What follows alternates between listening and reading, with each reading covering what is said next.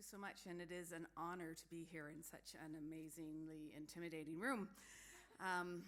I am humbled to be counted amongst all the educators and to be celebrating their work here and to have the elders and knowledge keepers to share in this moment.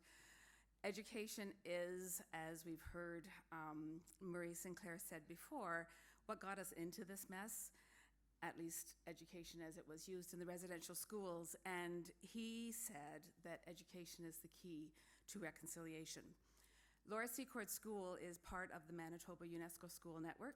And when the TRC report was released, we chose the Road to Reconciliation as our theme. I'm horrible with technology, so I'm just going to take a minute to see what I have to do. Okay. Senator Sinclair's words were a challenge that we felt we could not ignore. And so Chantal Cotton was a school division consultant at the time, and she said, if we're going to do this, we need the words of the calls to action to be accessible to our students. And she checked with Nigan Sinclair, who's Murray's son, about whether or not that was going to happen. And as far as we could find out, it wasn't in the works. So Chantal and I talked about it, and I, perhaps in a foolish moment of rash optimism, said, sure, my grade 4, 5, 6 students and I could do that. Why don't we do it next fall? So that began what turned out to be a 2-year process. And it was one of incredible learning for myself and I think also for my students, and they'll speak for themselves in a moment. As two white people working with a predominantly white student body, we knew we needed to test our ideas. So Chantal contacted Nigan again, who was a classmate of hers, but also happened to be a dad of one of our students at Laura Secord School. And he graciously agreed to help us out in this endeavor. So now we had Nigan, we had myself quickly realizing that I couldn't do this on my own, not with 94 calls to action, so I called on my teammates who were teaching 4, 5, 6 as well at my school. Stephanie Jones and Jill Jonette graciously agreed, why not, we'll come on board. So the 3 teachers, with Chantal coaching us in the background from the school division, and Nigan set off on this journey. And fortunately, we brought with us a whole whack of kids to take on this incredible task, 74 of them in all. And we set out to figure out how we can make the 94 calls to action not only accessible to kids, but hopefully to some other members of the community who might find the legal and political language of the original document a little bit daunting. Let me think what was coming next. So we knew that we had to start with an understanding of what was lost in colonization. And I don't think this sort of zooms out like it did in my original PowerPoint, but these are images of a project that we started with the kids where they explored pre-contact cultures in an attempt to have them really understand what was here on Turtle Island before the colonizers arrived. And they did their research. The three different classrooms explored communities from across the country, and then they created a museum display, and each of the classes toured each other's museums and got a chance to compare and understand the diversity and the amazing accomplishments of the Indigenous communities that we had an opportunity to study. So this is just some of their work getting ready, their displays to share with each other about pre-contact life here on Turtle Island. Oh, it is going to, I should have known it was going to do that. I should have just clicked that while I was talking. I apologize. They built lodgings, they built modes of transportation, they built landscapes and clothing and everything they could think of to help create the sense of the different communities in their classrooms. So we went from a classroom that looked like British Columbia to a classroom that looked like Nova Scotia, to one that was rooted in the Haudenosaunee of central, well, we don't consider it central here. I was raised in Ontario. I still call it central Canada. I apologize. And they got to explore what was there. Then we came to the Canadian Museum for Human Rights, and one of the things we did was take part in the blanket activity that was referenced earlier today. And for many of our students, it was really the first exposure they'd had to the horrors of colonization. And after the experience of the blanket activity, there was lots of anger, there was shame, there was disbelief and surprise. And we welcomed all those emotions, and we said to the kids, okay, so this is fair. This is legitimate to feel this way about our country's past. But what we have to do now is decide what we're going to do with that. How can we channel that energy to make a difference and make a different story be part of Canada's history going forward? So we invited Niigaan to come and talk to the kids. Here we go. He explained the history of the Truth and Reconciliation Commission. He walked us through its structure. We had the kids do a Laura Secord Peace Commission to experience what it would have been like at some level to be participants in that process and to have them understand where the stories that inspired the calls to action came from. And then we had them jump into the calls themselves.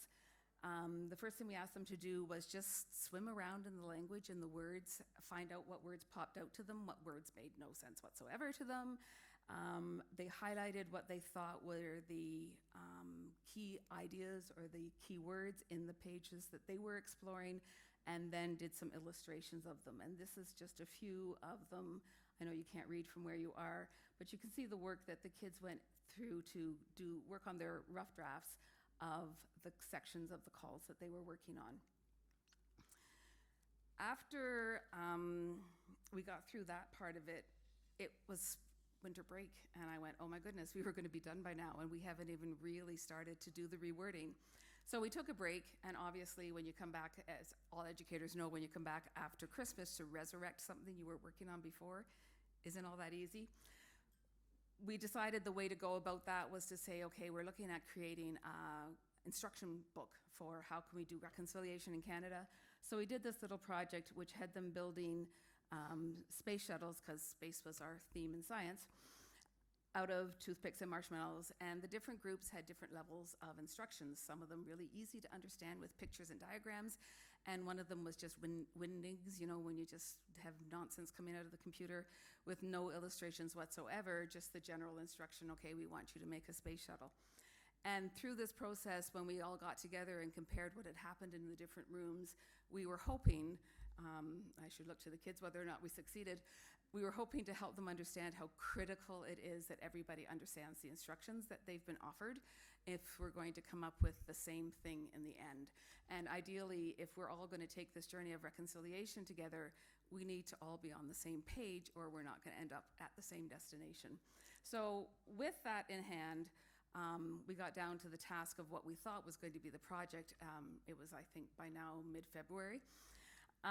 Each classroom did it slightly differently, and unlike Nathan's group, we didn't get them off the hook with the writing piece. We had them pull out their pencils, and they worked really, really, really hard. Each classroom, as you can imagine, was dealing with incredibly complicated language for kids who are 10, 11, 12 years old. And they spent a whole lot of time exploring, trying to understand these words and why they were in there and the issues that were behind them all. In the end, we figured out that part of what had to be clear to the kids is why this call to action existed. If you don't realize what the problem is that the call's addressing, then the call makes no sense. So again, we checked with Niigaan, sort of had him check with Murray. Would it be really, really offensive if we added to this rewording of the calls by specifying what the problem was? And the answer we got back was that no, that made absolute sense. So we thought, good, because that's going to make our job easier. And so we started working with the kids to say, okay, here's call number 4. Why is this call here? What do we have to understand about Canadian culture? So then we got talking about, why is fetal alcohol syndrome addressed in the calls to action? What does that have to do with Indigenous people? Isn't it a condition that can exist for everybody? And we had lots of amazing conversations. Why do we still have to talk about keeping families together? I thought residential schools were all closed, and so then we got to talk about the child welfare system and the realities that lots of Indigenous communities don't have high schools, so kids have to leave home if they're going to finish high school, and how difficult that is as an ongoing reality in Canada today. So we ended up with figure out what the problem is, and then we spent the rest of the year working on figuring out how to make the language a little more accessible, and I think that they did an amazing job myself. We ended up producing this book, which was in large measure funded by support from the UNESCO, CC UNESCO, which is the Canadian Commission for UNESCO in Ottawa. And the kids did good copies of their illustrations. The poetry that they had outlined as the keywords when they first started swimming around in the calls shows up here. And then on the page itself, there's the original call to action, the problem that's identified, and the rewording of the call in language that we hope is, well, it's absolutely more accessible, but we hope is accessible even to young children who are looking to work with this. But since it was really important to have kids working on this to make sure it was actually something the kids were going to use, I brought along two of my amazing former students. Unfortunately, they are former students now. This project took a while, and it's in the past that they were working with me, but they agreed to come and talk to you and share their exploration of the calls to action, so I'm incredibly grateful. They gave up their sunny afternoon to come and be here, and I'm going to ask, I think, Sawyer, you said you'd go first? So ask Sawyer to come and share with us.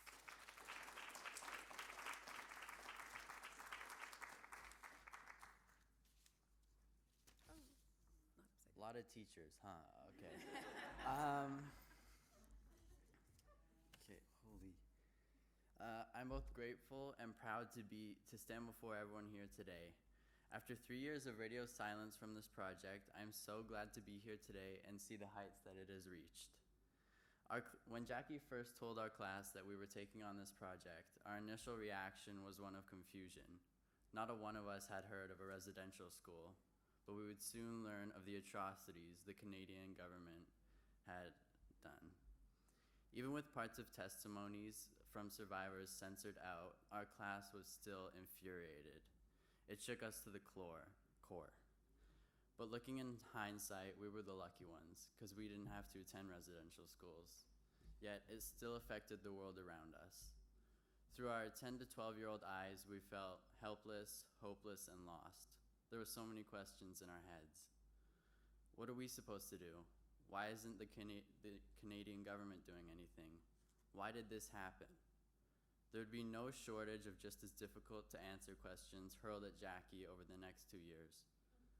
But by some miracle, Jackie and many other teachers helped us focus that energy on our work. Looking back at it now, this project doesn't seem as daunting as it was in the 5th and 6th grade. All I have to say to the Government of Canada is, if the children of your nation are taking larger steps than you towards reconciliation, you should take a good hard look at your policies and the way your government functions. Because in no world should children be forced to attend such a place as residential schools, and in no world should children have to outcry about it before you take action. Thank you.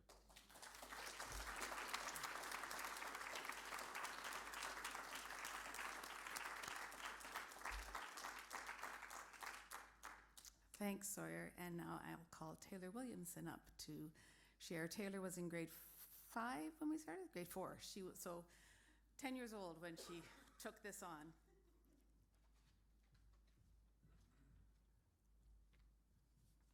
Hello. I have to say the hardest part of writing the book was trying to understand the original words meant, what the original's words meant. I remember when I started the book, I was in grade 4, so I had a very hard time understanding, but we looked them up, we studied what the words meant, and it all made sense. When I started, I had no idea what the TRC was or anything like that. I didn't know what the 94 calls to action were, so I think I was just surprised about the whole 94 calls to action. How the book made me change how I think about Canada is just how we had residential schools. It's crazy how people took children out of their homes and made them go to school and forget about their languages. It just made me reflect on what happened. Depending on whom you talk to, between 11 to 17 of the 94 calls to action have been completed to date. To me, that is mind-boggling. that the calls came out in 2015, almost 7 years ago, and we don't even have 1/4 of them completed. I feel like we put a lot of time and effort into creating this book, and I think it paid off. Teachers can use this to teach young youths like myself and learn what we learned. As I said, we put a lot of work in it, and some days it was just emotionally draining, but some days it could be fun, and I loved hearing everyone's different opinion on it, but overall, I had a great experience with working with everyone. Thank you.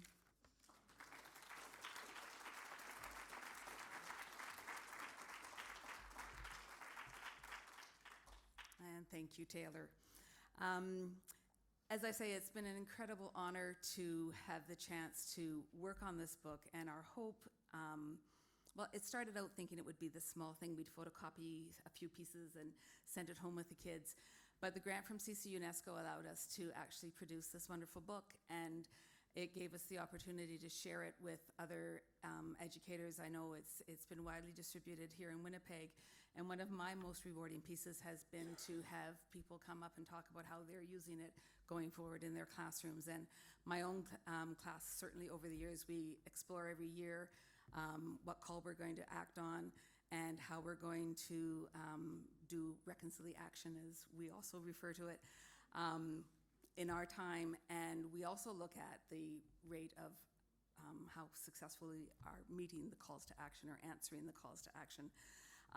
I know that the Canada's History Organization has gotten copies of this for all of the people here that have been presenting today, and they are going to be sent out to you so that you don't have to take them back on the airplanes or stuff them into overfull suitcases. Winnipeg School Division did do a second run after our initial bit, so these are still available. And to explain one piece of it, the cost of the book is $45. They're a little expensive, but the decision was made that they wanted them to be able to be shipped throughout the country for the same cost, so that somebody buying the book here in Winnipeg would in some ways be subsidizing this book getting all the way up to the north or to the far coasts of our country, which they felt was a fitting step of reconciliation in itself. So again, I've been incredibly grateful to have been here, and couldn't have done this project without all the people that supported us, from Nigan right through to the kids, obviously, who did the lion's share of all this work, and my fellow teachers, Jill and Stephanie. Without them, it would never have happened. So I hope that you get some value out of having the book, and I am thoroughly inspired by all the work that I've heard about going on today, and I can't wait to go home and ponder it all and figure out how I'm going to share it with my kids in my classroom. So thank you all. I appreciate it.